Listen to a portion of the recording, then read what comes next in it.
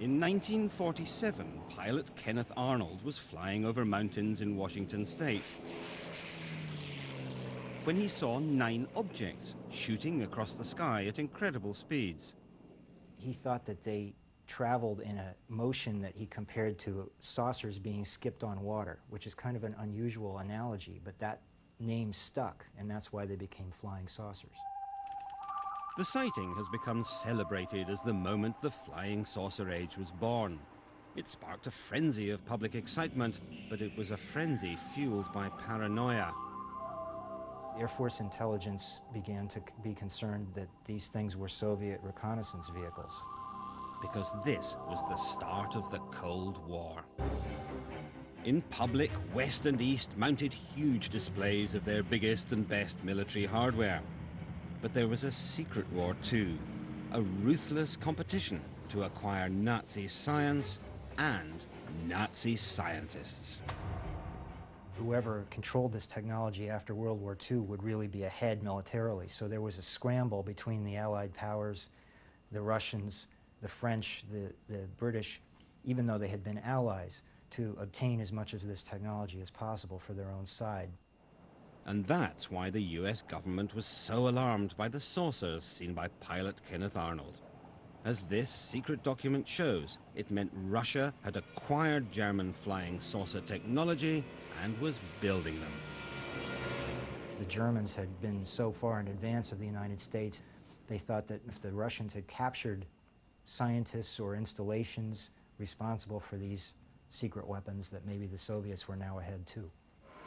The Americans were right. The Russians were building saucers, and to help them, they'd spirited someone very useful from Germany, Andreas Epp, the German saucer engineer. Immediately after the war, Andreas Epp decided that he wanted to work in the Soviet Union. So he moved to Rostock and was contacted there by Soviet agents. And the Soviet agents seemed to know who he was. And of course, Epp liked this a lot because somebody was acknowledging that he actually was of some value, and whereas before he had been minimized. Epp worked primarily on the steering mechanism of the Soviet saucer. His specialty was the guidance part of this type of saucer. In other words, making it respond to controls, linking the controls to the saucer movements itself. According to Epp, the Russian saucer was extraordinarily maneuverable, but it was also versatile, and it had to be. It was a jet, and they wanted something that they could use, interestingly enough, in polar regions. The reason for that was obvious. The quickest way to North America was over the pole. That was a fact not lost on an increasingly paranoid America. Even Hollywood suspected the Russians were up to something sorcerous. Now, the first country that learns the secret of the flying saucer will control the skies of the world. And I don't want that country to be Russia. A lot of the sightings were in the northwest part of the United States. It was near the Boeing plant in Seattle, where all of the U.S. bombers were built.